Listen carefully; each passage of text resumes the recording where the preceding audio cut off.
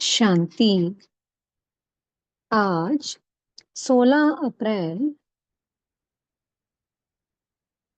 2025 के साकार मधुरमा वाक्य हैं मधुबन से। आज मीठे बाप दादाजी ने कहा, मीठे बच्चे अपनी अवस्था देखो, मेरी एक बाप से ही दिल लगती है या किसी कर्म संबंधों से दिल लगी हुई है।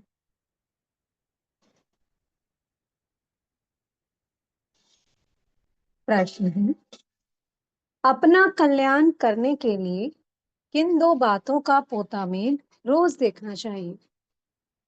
उत्तर है, योग और चलन का पोता मेल रोज देखो कि मैं कितना बाबा की याद में रहा और मेरी चलन कैसी रही। मैंने किसी को दुख तो नहीं दिया, मैंने देहभान में होकर कर्म किए या आत्मिक स्थिति में कर्म किए। चेक करो, कोई डिससर्विस तो नहीं की। सदैव अपने दिल से पूछो, हम कितना बाप को याद करते हैं, अपना समय किस समय सफल करते हैं, दूसरों को तो नहीं देखते हैं, किसी के नाम रूप से दिल तो नहीं लगी हुई है। गीत चला है, मुखड़ा देख ले प्राणी। ओम शांति। ये किसने कहा? बेहद के बाप ने कहा, हे आत्माएं, प्राणी माना आत्मा। कहते हैं ना, आत्मा निकल गई यानी प्राण निकल गए। अब बाप सम्मुख बैठ समझाते हैं, हे आत्माएं, याद करो, सिर्फ इस जन्म को नहीं देखना है, परंतु जब से तुम तमो प्रधान बने हो तो सीढ़ी नीचे उतरते पतित बने हो तो जरूर पाप किए होंगे। अब समझ की बात है, कितना जन्म जन्मांतर का पाप सिर पर रहा हुआ है। ये कैसे पता पड़े? कितने जन्मों से सीढ़ी नीचे उतरते आ रहे हैं, आत्मा नीचे पतित होती जा रही है, तो कितना बोझा है हमारे सर पर पापों का। तो कैसे पता पड़े? अपने को देखना है, हमारा योग कितना लगता है। बाप के साथ जितना योग अच्छा लगेगा उतना विकर्म विनाश होंगे। बाबा ने कहा है, मेरे को याद करो, तो गारंटी है तुम्हारे विकर्म विनाश होंगे। अपने दिल अंदर हर एक देखे, हमारा बाप के साथ कितना योग रहता है। जितना हम योग लगाएंगे पवित्र बनेंगे, पाप कटते जाएंगे, योग बढ़ता जाएगा। पवित्र नहीं बनेंगे तो योग भी लगेगा नहीं। ऐसे भी कई हैं जो सारे दिन में 15 मिनट भी याद में नहीं रहते हैं। अपने से पूछना चाहिए, मेरी दिल शिव बाबा से है या देहधारी से है, कर्म संबंधियों आदि से है।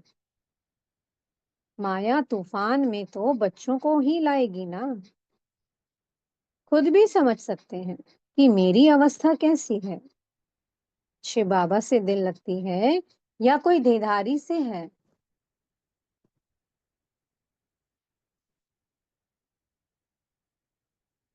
कर्म संबंधियों आदि से है तो समझना चाहिए हमारे विकर्म बहुत हैं, जो माया खड्डे में डाल देती है। स्टूडेंट अंदर में समझ सकते हैं हम पास होंगे या नहीं, अच्छी रीति पढ़ते हैं या नहीं, नंबरवार तो होते हैं ना। आत्मा को अपना कल्याण करना है, बाप डायरेक्शन देते हैं। अगर तुम पुण्य आत्मा बन उच्च पद पाना चाहते हो तो उसमें पवित्रता है फर्स्ट। आए भी पवित्र, फिर जाना भी पवित्र बनकर है। पतित कभी उच्च पद पा ना सके। सदैव अपने दिल से पूछना चाहिए, हम कितना बाप को याद करते हैं, हम क्या करते हैं। ये तो जरूर है कि पिछाड़ी में बैठे हुए स्टूडेंट की दिल खाती है। पुरुषार्थ करते हैं उच्च पद पाने के लिए, परंतु चलन भी चाहिए ना। बाप को याद कर अपने सर से पापों का बोझा उतारना है। पापों का बोझा सिवाय याद के हम उतार ही नहीं सकते हैं। तो कितना बाप के साथ योग होना चाहिए। पूछते मुझ बाप आकर कहते हैं, मुझ बाप को याद करो तो विकर्म विनाश होंगे। टाइम नजदीक आता जाता है। शरीर पर भरोसा नहीं है। अचानक ही कैसे कैसे एक्सीडेंट हो जाते हैं। अकाले मृत्यु की तो फुल सीजन है। तो हर एक को अपनी जांच कर अपना कल्याण करना है। सारे दिन का पोता मेल देखना चाहिए, योग और चलन का। कितना बाबा की याद में रहे। हमने सारे दिन में कितने पाप किए। मनसा वाचा में पहले आता है, फिर कर्मणा में आते हैं। अब बच्चों को राइटियस बुद्धि मिली है कि हमको अच्छे काम करने हैं। किसको धोखा तो नहीं दिया, फालतू झूठ तो नहीं बोला, डिस सर्विस तो नहीं की। कोई किसी के नाम रूप में फंसते हैं तो यज्ञ पिता की निंदा कराते हैं। बाप कहती हैं किसको भी दुख ना दो, एक बाप की याद में रहो। ये बहुत जबरदस्त फिकरात मिली हुई है। अगर हम याद में नहीं रह सकते हैं तो क्या गति होगी। अगर याद में ही नहीं रहेंगे तो आत्मा पवित्र कैसे बनेगी। फिर क्या गति होगी, सजाएं खानी पड़ेंगी। और सजाएं खाकर अगर कोई छोटा मोटा पद भी मिल गया तो क्या फायदा। इस समय गफलत में रहेंगे तो पिछाड़ी को बहुत पछताना पड़ेगा। ये भी समझते हैं जो हल्का पद पाने वाले हैं वो हल्का पद ही पाएंगे। बुद्धि से समझ सकते हैं हमको क्या करना है। सबको यही मंत्र देना है कि बाप को याद करो। लक्ष्य तो बच्चों को मिला है, इन बातों को दुनिया वाले समझ नहीं सकते हैं। पहली पहली मुख्य बात है ही बाप को याद करने की। रचयिता और रचना की नॉलेज तो मिल गई। रोज रोज कोई ना कोई नई नई पॉइंट्स भी समझाने के लिए दी जाती हैं। जैसे विराट रूप का चित्र है, इस पर भी तुम समझा सकते हो कैसे वर्णों में आते हैं।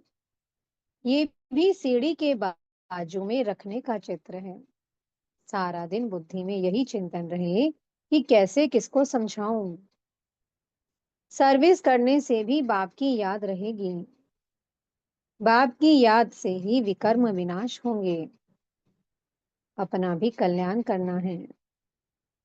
बाप ने समझाया है तुम्हारे पर 63 जन्मों के पाप हैं।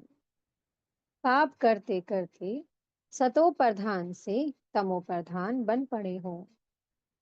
अब मेरा बनकर फिर कोई पाप कर्म नहीं करो।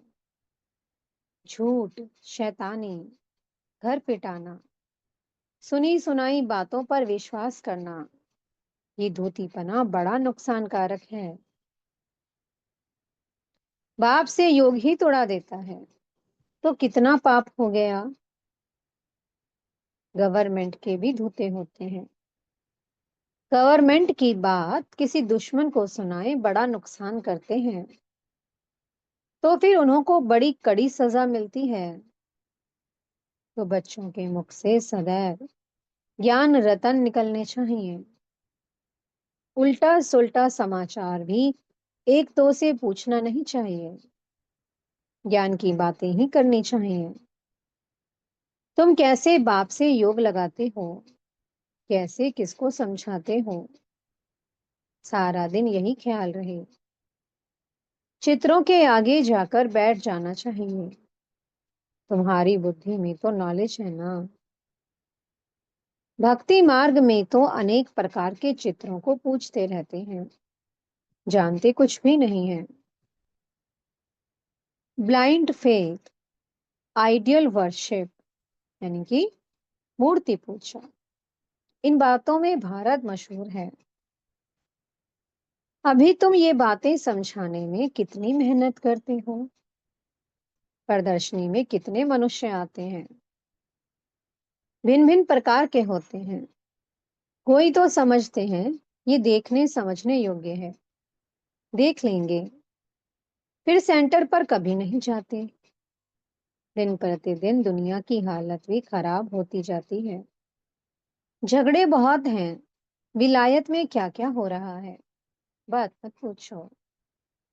कितने मनुष्य मरते हैं। तमो प्रधान दुनिया है ना। भल कहते हैं बॉम्ब्स नहीं बनाने चाहिए, परंतु वह कहते कि तुम्हारे पास ढेर रखे हैं तो फिर हम क्यों ना बनाएं, नहीं तो गुलाम होकर रहना पड़े। जो कुछ मत निकलती है विनाश के लिए, विनाश तो होना ही है। कहते हैं शंकर प्रेरक है, परंतु इसमें प्रेरणा आदि की तो बात ही नहीं है। हम तो ड्रामा पर खड़े हैं। माया बड़ी तेज है, हमारे बच्चों को भी विकारों में गिरा देती है। कितना समझाया जाता है कि देह के साथ प्रीत मत रखो, नाम रूप में मत फंसो, परंतु माया भी तमो प्रधान ऐसी है, देह में फंसा देती है, एकदम नाक से पकड़ लेती है, पता नहीं पड़ता है। बाप कितना समझाते हैं श्रीमत पर चलो, परंतु चलते नहीं हैं। रावण की मत झट बुद्धि में आ जाती है, रावण जेल से छोड़ता नहीं है। बाप कहते हैं अपने को आत्मा समझो, बाप को याद करो। बस अब तो हम गए। आधा कल्प के रोग से हम छूटते हैं, वहां तो है ही निरोगी काया, यहाँ तो कितने रोगी हैं। ये रौरव नरक है ना। भल वो लोग गरुड़ पुराण पढ़ते हैं, परंतु पढ़ने अथवा सुनने वालों को समझ कुछ भी नहीं है। बाबा खुद कहते हैं आगे भक्ति का कितना नशा था, भक्ति से भगवान मिलेगा, ये सुनकर खुश हो भक्ति करते रहते थे। पतित बनते हैं तब तो पुकारते हैं हे पतित पावन आओ। पतित बने तभी तो पुकारा बाबा को कि हे बाबा, हे भगवान, हे परमात्मा, हे पतित पावन आओ, हमको पावन बनाओ। भक्ति करते हो ये तो अच्छा है, फिर भगवान को याद क्यों करते हैं। समझते हैं कि भगवान आकर भक्ति का फल देंगे। क्या फल देंगे वो किसको पता नहीं है। बाप कहते हैं गीता पढ़ने वालों को ही समझाना चाहिए, वही हमारे धर्म के हैं। पहली मुख्य बात ही है गीता में भगवानुवाच। अब गीता का भगवान कौन, भगवान का तो परिचय चाहिए ना। तुमको पता पड़ गया है आत्मा क्या है और परमात्मा क्या है। मनुष्य ज्ञान की बातों से कितना डरते हैं, भक्ति कितनी अच्छी लगती है, ज्ञान से 3 कोस दूर भागते हैं। अरे पावन बनना तो अच्छा है, अब पावन दुनिया की स्थापना और पतित दुनिया का विनाश होना है, परंतु बिल्कुल सुनते नहीं हैं। बाप का डायरेक्शन है hear no evil, see no evil, talk no evil. और माया का डायरेक्शन है कि शिव बाबा का ज्ञान मत सुनो।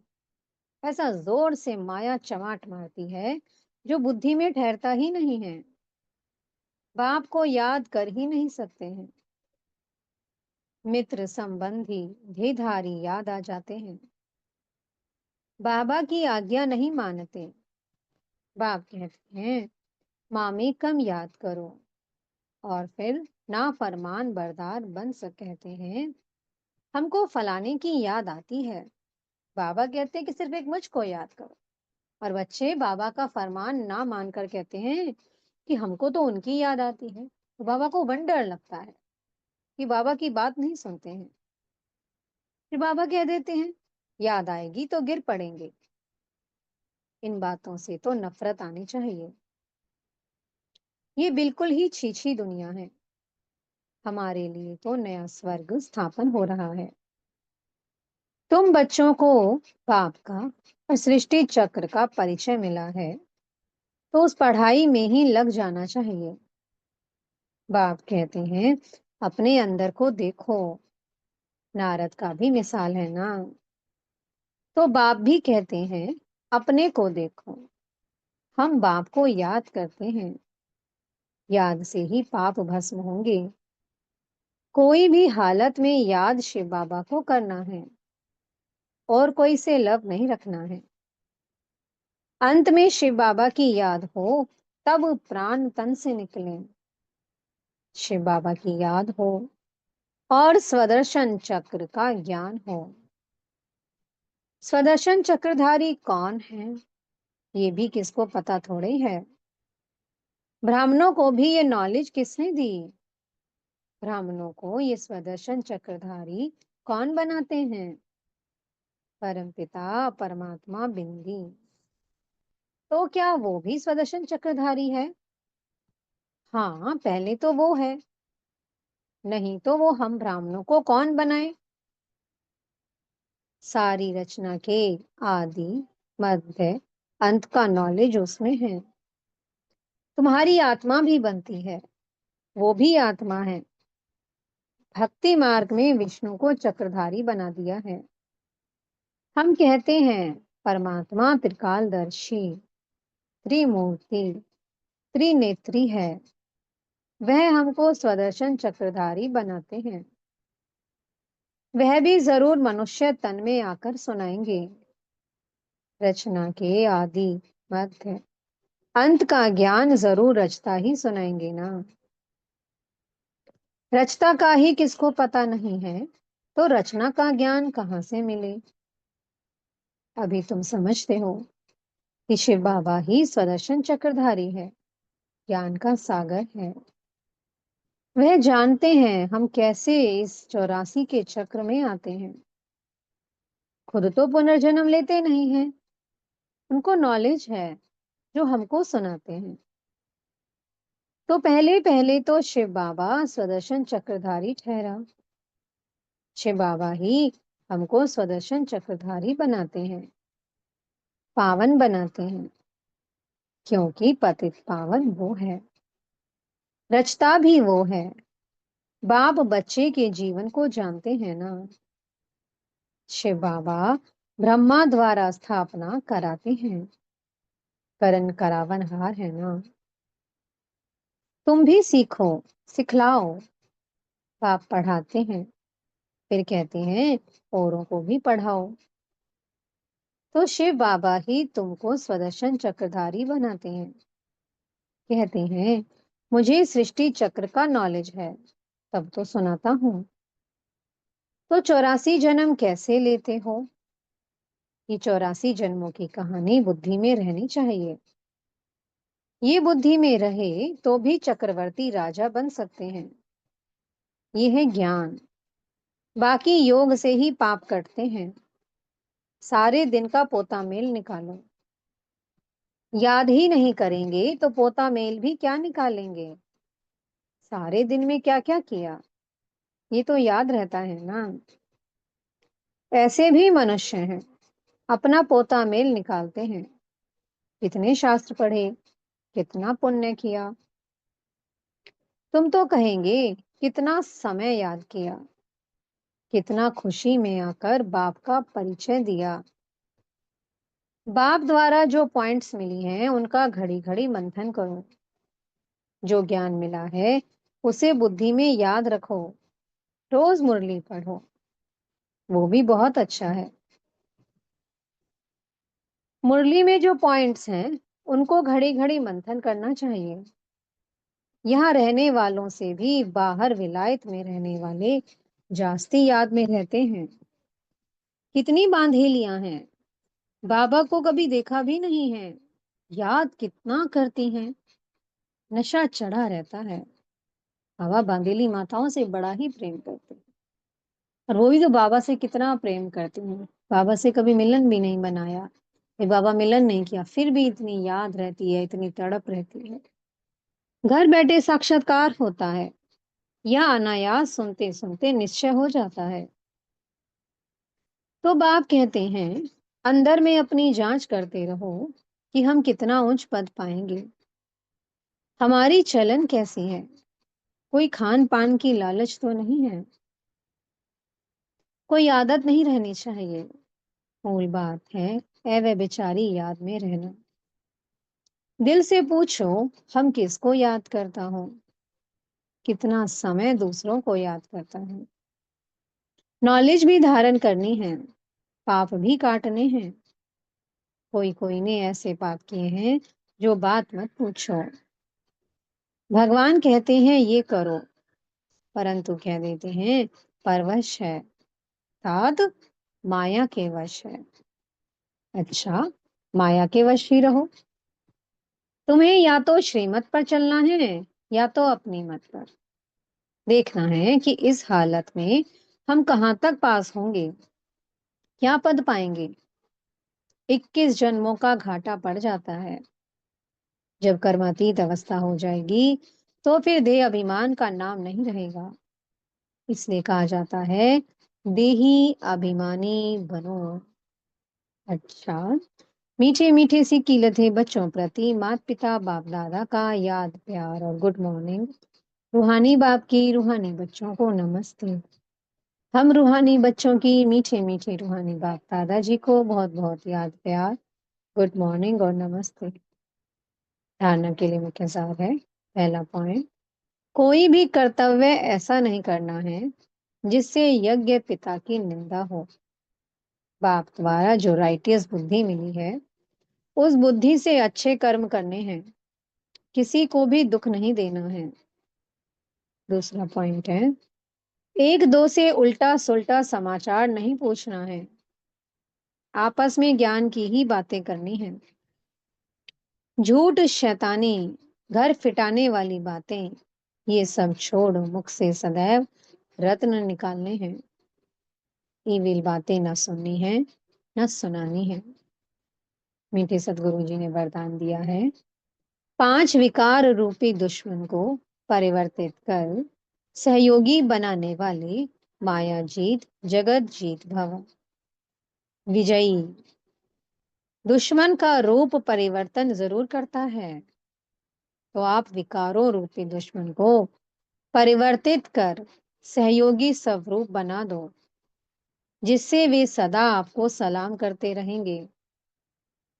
काम विकार को शुभ कामना के रूप में, क्रोध को रूहानी खुमारी के रूप में, लोभ को अनासक्त वृत्ति के रूप में और मोह को स्नेह के रूप में और देह अभिमान को स्व अभिमान के रूप में परिवर्तित कर दो तो माया जीत जगत जीत बन जाएंगे।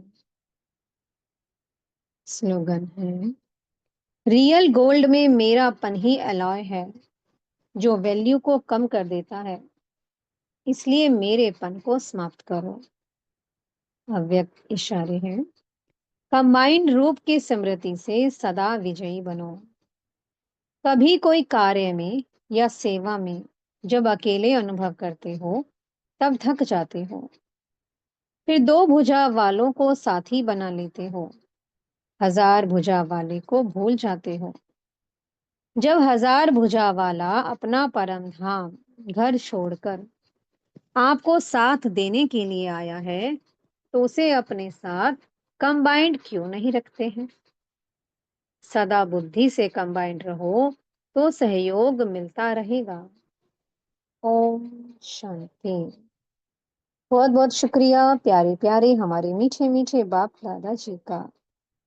ओम शांति।